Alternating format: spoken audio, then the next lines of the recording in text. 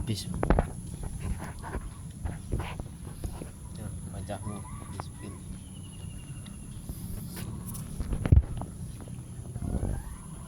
Simpan di black.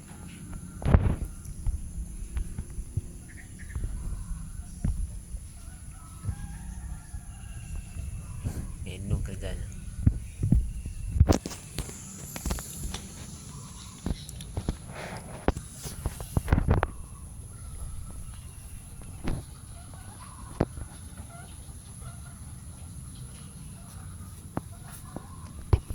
Ni Johnny.